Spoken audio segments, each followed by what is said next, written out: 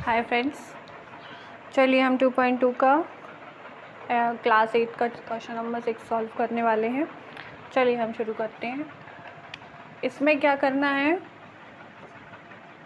हमें m की value निकालनी है। तो देखिए इसमें डिनोमिनेटर सिर्फ 2 है, चाहे तो हम यहाँ 1 मान सकते हैं, ना चाहें तो कोई ज़रूरी भी नहीं है।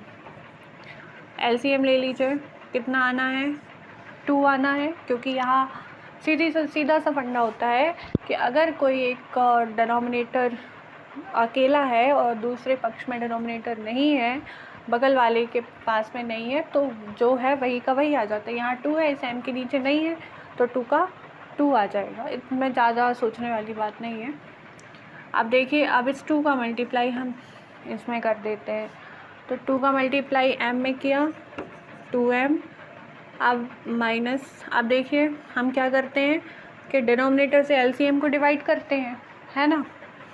तो डिनोमिनेटर से LCM को डिवाइड करते हैं हम, तो 2 में 2 का डिवाइड देंगे तो कितना आएगा, 1 ही आएगा। तो 1 आएगा, तो हम इसका मल्टीप्लाई 1 से करेंगे, जैसे 1 मल्टीप्लाई m-1, तो क्या आना है, m-1 ही तो आना है। तो हम लिख देंगे सीधे m-1। अब देखिए, जैसे पिछले वीडियो में वो माइनस ने हमें कंफ्यूज किया था ना, पिछले क्वेश्चन में, वैसे यहाँ ये कर रहा है, तो हम ब्रैकेट लगा देंगे। अगर आप चाहें कि ये सोचें कि ये माइनस जो है सिर्फ m के साथ है, आप सॉल्व करेंगे, आपका आंसर कभी नहीं आएगा, कभी भी नहीं आएगा, बिलीव कीजिए। ये साइन कुछ ऐसे 2.2 हैं, 2-3 सवाल हैं जिनमें ये हमें परेशान करता ही करता है। ये सवाल बनाने वाले ने ये ठान के ही रखा है कि हमें बच्चों को परेशान करना है। बस आप ये सीख लीजिए, आप क्लियर हो जाएंगे, ठीक है।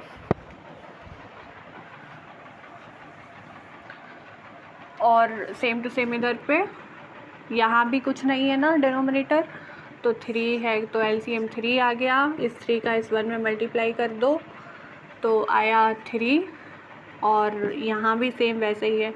अब 3 यहाँ भी 3 है, यहाँ भी 3 है, डिवाइड हुआ 3 का 3 में, सो कितना आ गया, 3 × 3, तो 1 आया। 1 ना लिख के हम सीधे लिख देते हैं m-2।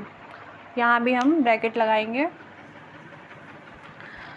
और बस कर दीजिए 2m-1। अब इस माइनस का मल्टीप्लाई करना है, तो m तो अकेला है, सो m में कोई चेंज नहीं आएगा। माइनस के 1 के पास माइनस है, तो ये माइनस और ये माइनस मिलके क्या हो गए, +1/2।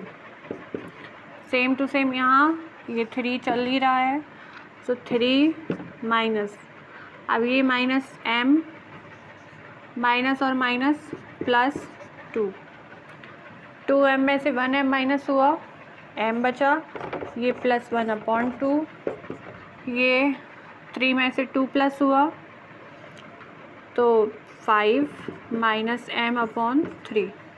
अब क्रॉस मल्टीप्लाई, तो 3 का मल्टीप्लाई m+1 में होगा और 2 का मल्टीप्लाई हो जाएगा 5 - m में। अब हमें आगे सॉल्व करने के लिए ये ऊपर का समाप्त करना पड़ेगा।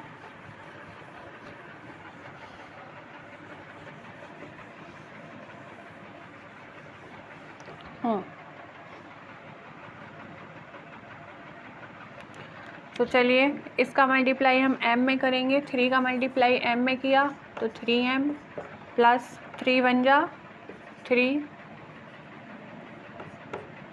बराबर 2 का मल्टीप्लाई 5 में किया 10 माइनस 2 का मल्टीप्लाई m में किया 2m।